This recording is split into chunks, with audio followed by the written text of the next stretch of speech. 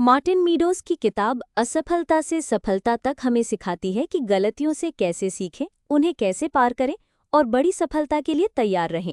ये किताब बताती है कि हार क्या होती है और उससे ऐसे तरीके से कैसे निपटें जिससे आप जीत सकें। तो आओ, हार को एक नए नज़रिए से देखें। अभी पढ़ें। कितनी बार आप हार कर निराश हो गए हैं? कितनी बार हार ने आपकी हिम्मत तोड़ दी है? थोड़ी सी उम्मीद से सब बदल सकता है, ताकि आप बार बार न गिरें। अगर आप असफलता से सफलता तक का रास्ता अपनाना चाहते हैं तो यहीं से शुरुआत करें। इस समरी में हम मार्टिन मीडोज की किताब असफलता से सफलता तक के बारे में जानेंगे।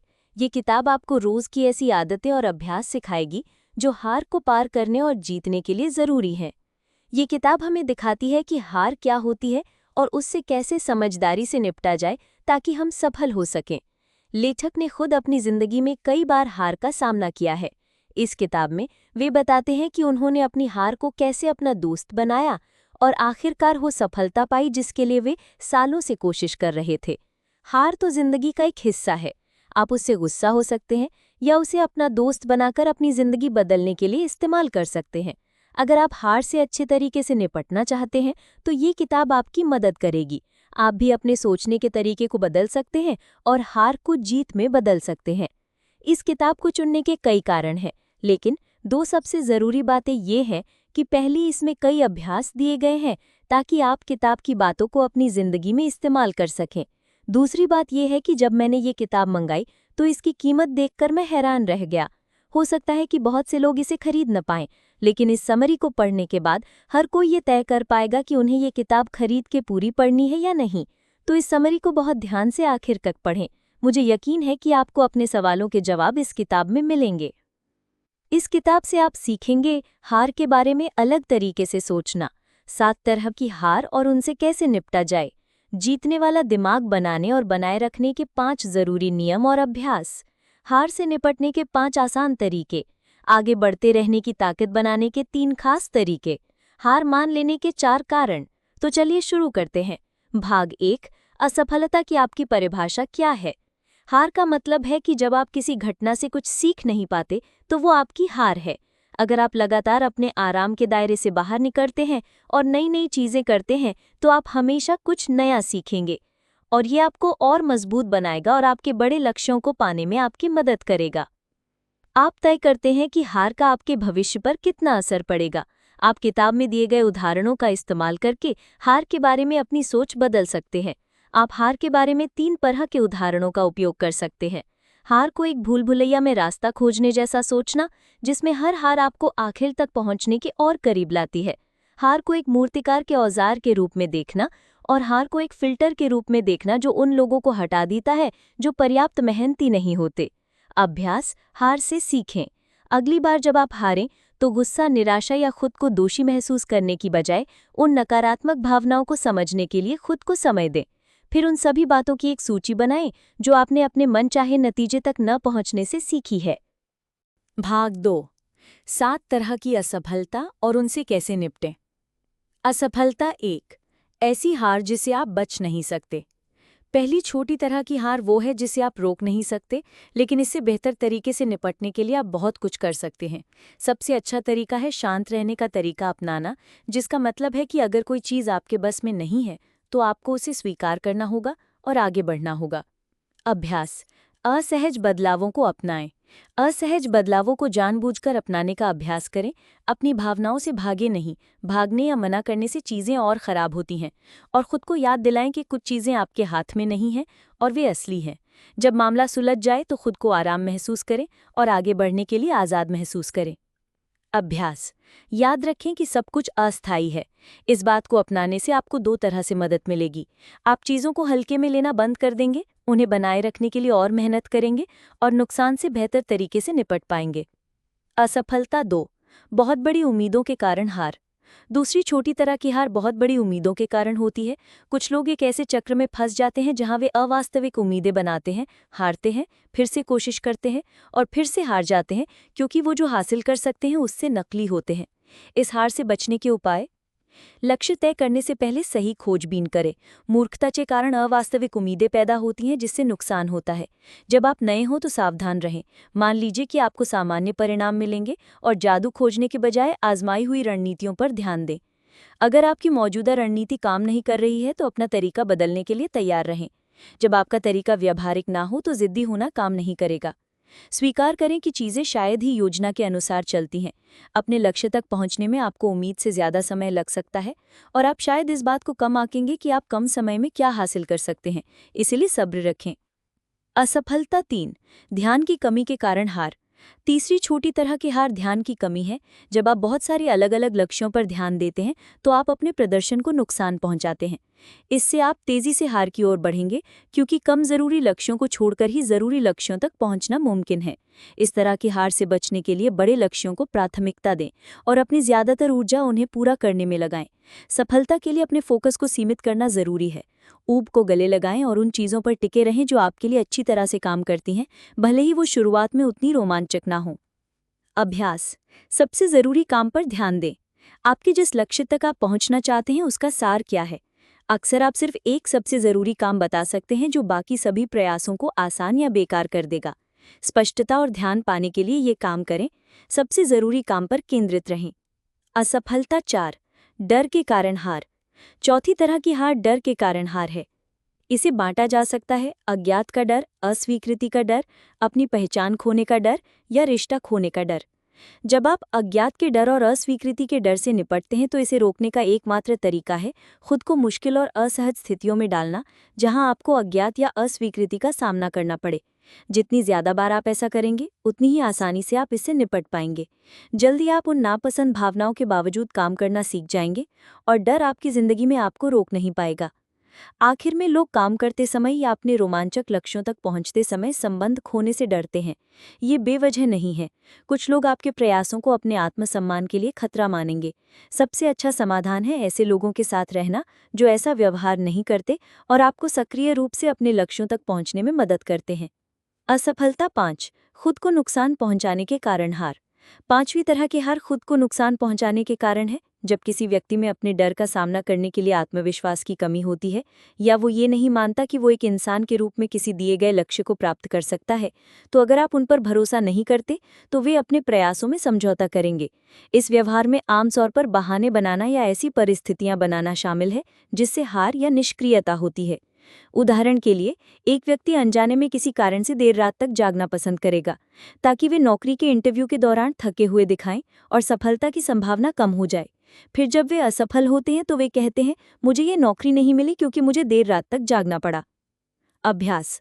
बचावात्मक निराशावाद का अभ्यास करें। अपने लक्ष्य पर भरोसा करना इस तरह की हार से निपटने का पहला कदम है। अगर आप खुद में आत्मविश्वास नहीं बना सकते तो इस बात पर भरोसा बनाएं कि आप जो योजना बना रहे हैं उसे आपको हासिल करना ही है। इससे आपको इसे पूरा करने की अपनी क्षमताओं में और आत्मविश्वास पैदा करने में मदद मिलेगी।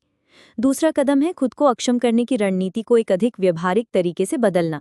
बचावात्मक निराशावाद ये नकारात्मक परिणामों की कल्पना करता है और हर संभावित चुनौती के लिए खुद को तैयार करता है। परिणाम स्वरूप वे कम चिंतित होते हैं और बेहतर प्रदर्शन करते हैं। अधिक आशावादी बने। अपने नियंत्रण को बदलें। अपने जीवन की हर हार और जीत के लिए व्यक्तिगत जिम्मेदारी लें। आत्मविश्वास के लिए अपने आराम के दायरे को बढ़ाएं। असहज स्थितियों में जाएं और अप्रिय घटनाओं का बहाना बनाने की बजाय ये देखने के लिए फिर से देखें कि आप क्यों असफल हो रहे हैं। आखिर में एक काल्पनिक दुनिया में रहें। इसका मतलब है ये मानना कि आगे बढ़ने की कोई सीमा नहीं है। सफलता तक पहुंचने के लिए जितने समय की आपको ज़रूरत है उसके बारे में यथार्थवादी रहें और उस सामाजिक सोच का विरोध करें जो आपको औसत रहने के लिए कहती है। जब भी आपको अपने दिल में गहराई से लगे कि आप सही हैं, तो हर उस चीज़ के खिलाफ जाने की हिम्मत करें जो आपको रोक रही है। असफलता 6, अधीरता के कारण हार। असावधानी से होने वाली हार पर देखा जाता है। अधीरता अक्सर उन लोगों में देखी जाती है जो बहुत भरोसेमंद होते हैं। वे अक्सर एक से बढ़कर एक इनाम जीत लेते हैं और इसी के कारण अधीर हो जाते हैं और वो ये मान लेते हैं कि वे हर तारीख में अपनी मौजूदा सफलता की दर का पालन करेंगे। अधीरता के कारण हार से बचने के लिए दूसरों से तुलना ना करें। सब्र रखें। छोटी बातों पर ध्यान दें और एक समान गति से अपने काम करते रहें। असफलता 6, अधीरता के कारण हार। लोग अक्सर अधीरता के कारण हार जाते हैं। धीमी प्रगति से निराश होकर वे या तो हार मान लेते हैं या एक अस्थिर गति निर्धारित करते हैं। दोनों ही मामलों में सफलता की तुलना में हार की संभावना अधिक होती है। यदि आप अक्सर असफल होते हैं क्योंकि धीमी प्रगति आपको हतोत्साहित करती है, तो केवल एक निश्चित समय सीमा के भीतर दौड़ने के बजाय लक्ष्य तक पहुंचने पर ध्यान दें। समय सीमा आपकी जिंदगी को तय नहीं कर सकती। सावधान रहें कि अपनी तुलना दूसरों से न करें या गुस्सा न करें कि जब दूसरे जीत रहे हैं तो आप असफल हो रहे हैं। आप एक चीज़ में दूसरों जितने अच्छे नहीं हो सकते हैं, लेकिन किसी और चीज़ में बेहतर प्रदर्शन कर सकते हैं। लंबी दौड़ में आपके पास उन लोगों की तुलना में बेहतर हासिल करने का ज़्यादा मौका होता है, इसलिए अपनी प्रतिभा को हल्के में न लें। यदि आप इसलिए असफल होते हैं क्योंकि आप अपने लक्ष्य तक पहुंचने के लिए इतने बेताब हैं कि आप एक स्थिर दैनिक दिनचर्या का पालन नहीं करते, तो स्प्रिंटिंग और मैराथन के बीच का अंतर समझें। एक नई शुरुआत के साथ गति पकड़ने के लिए एक छोटा स्प्रिंट बेहद मददगार हो सकता है। इसके लिए रोज़ के उद्देश्यों को तय करें और उन्हें हासिल करने पर ध्यान दें। ये आपको लंबी अवधि में बहुत मदद करेगा। एक निश्चित अवधि जैसे कुछ हफ्ते या शायद कुछ महीने के बाद एक अधिक टिकाऊ दैनिक दिनचर्या बनाने में मदद करेगा, जो आपको उन बड़े लक्ष्यों के लिए अच्छी तरह से योजना बनाने की अनुमति देगा जिन्हें हासिल करने में सालों लगते हैं।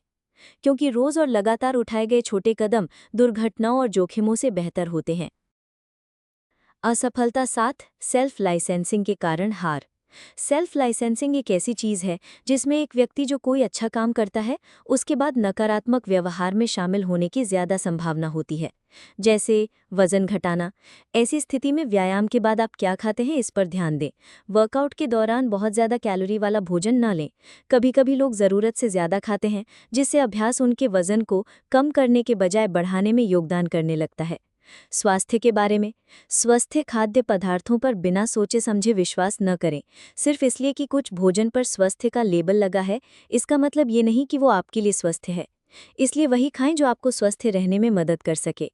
पैसे के मामले में इस बात का ध्यान रखें कि जब भी आप कोई अच्छा वित्तीय फैसला लेते हैं तो आप अनावश्यक खरीदारी को ना कह रहे होते हैं। इसलिए बचत और पैसा कमाने के प्रति होशियार रहें और बुद्धिमान खरीदार बनने के लिए उन चीज़ों का स्टॉक न करें जिनकी आपको ज़रूरत नहीं है। अपनी आय का कम से कम एक छोटा हिस्सा बचाने के लिए इसे एक ऑटोमेटिक मासिक बचत खाते में स्थानांतरित करें। अपने क्रेडिट कार्ड पर कम खर्च की सीमा निर्धारित करें।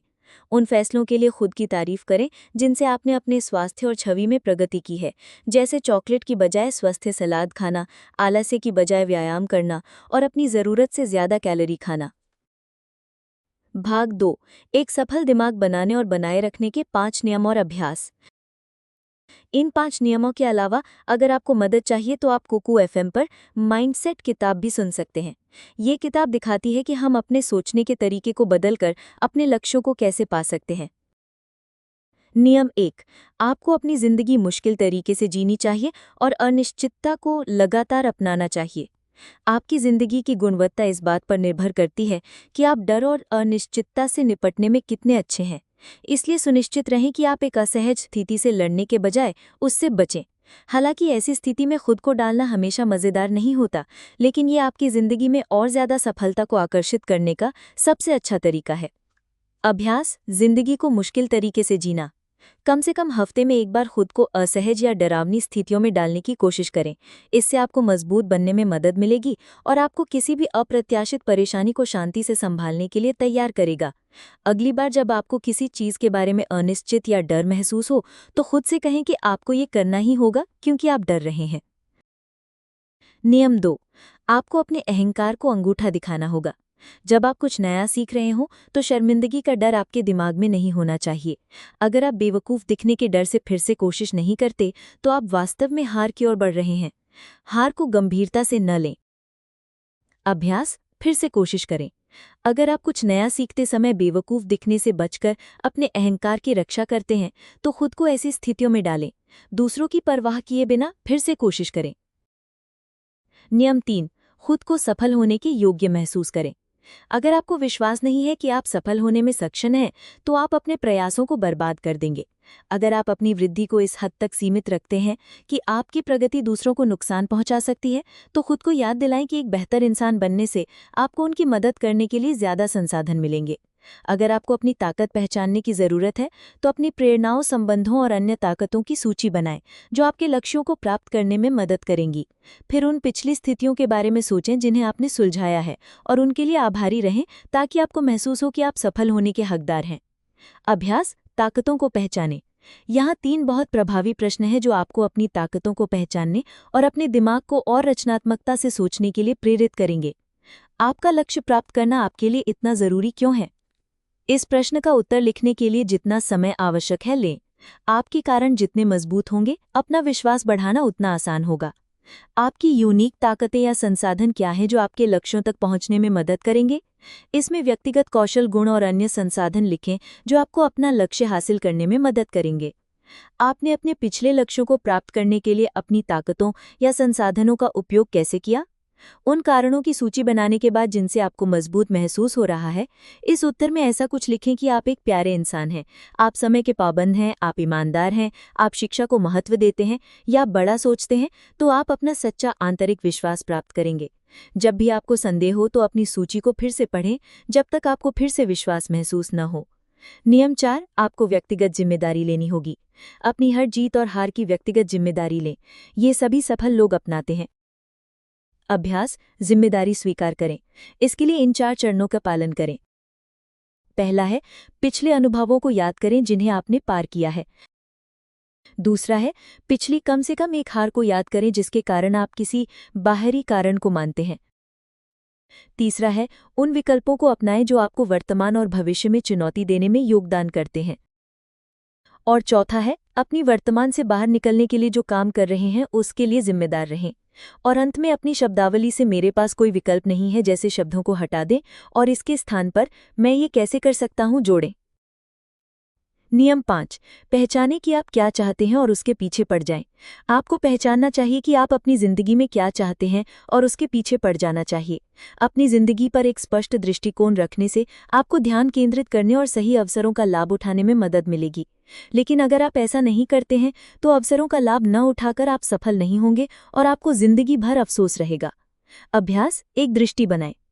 अपनी दृष्टि बनाएं कि आप अपनी जिंदगी को पूरी तरह से कैसे जीना चाहते हैं और उन लक्ष्यों की सूची बनाएं जिन्हें आप प्राप्त करना चाहते हैं ताकि सही अवसर आने पर उन्हें पहचानने में आपको मदद मिल सके।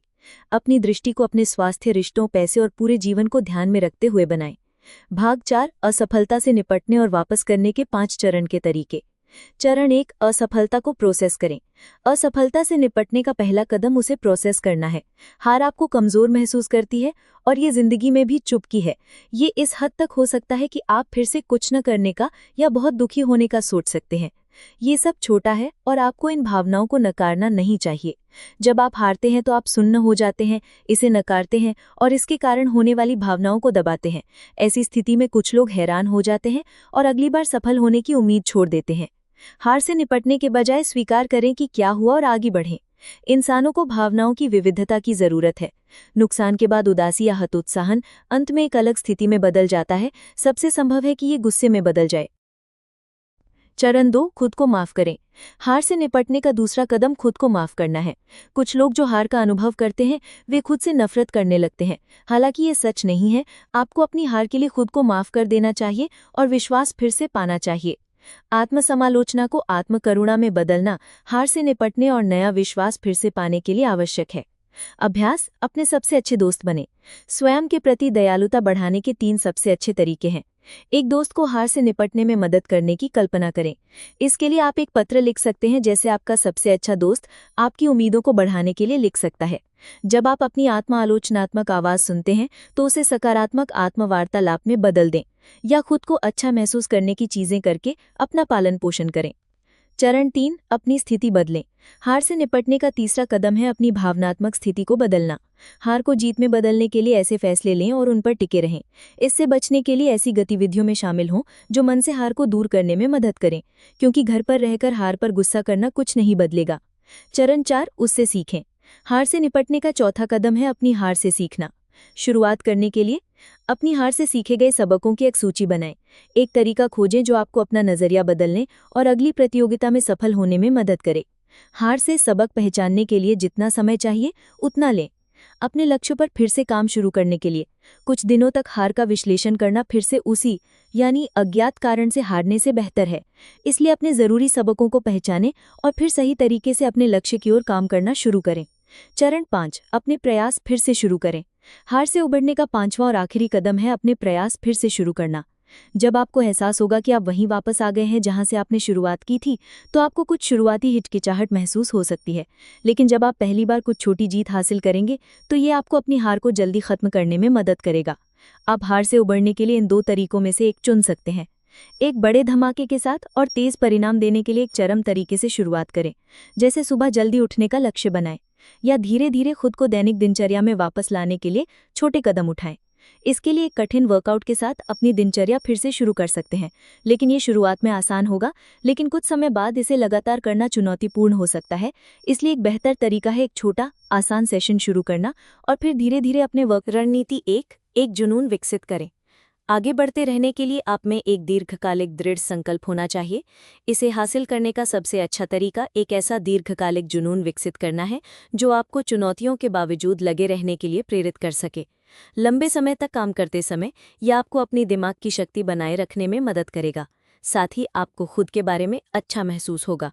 एक ऐसा जुनून विकसित करें जो आपको अपने आराम के दायरे से बाहर निकलने पर मजबूर करे और ऐसा समर्थन प्रदान करे जिसे आप अन्य लक्ष्यों पर काम करते समय लागू कर सकें।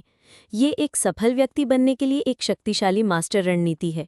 जब आप लंबे समय तक एक जुनून के प्रति समर्पित रहते हैं, तो आप ये भी सीखेंगे कि किसी काम के लिए एक मजबूत इच्छा शक्ति और मजबूत नैतिकता कैसे रखें। अभ्यास, खुद को समर्पित करें। कुछ ऐसा खोजें जिसके प्रति आप लंबे समय तक जुनूनी हो सकें। ये आपको ऐसी स्थितियों में जाने में मदद करेगा जहां आप अपनी मानसिक ताकत बढ़ा सकते हैं। ऐसे विचारों में खेल, public speaking, stand up comedy, नृत्य, योग और यात्रा शामिल हैं। आदर्श रूप से आपके जुनून को आपको लगातार अपने आराम के दायरे से बाहर निकलने की ज़रूरत होनी चाहिए। लेखन, प्रोग्रामिंग, खाना पकाना या ड्राइंग, पेंटिंग या फोटोग्राफी जैसे रचनात्मक कौशल भी अच्छे तरीके हैं। रणनीति 2, प्रायोगिक तरीका अपनाएं।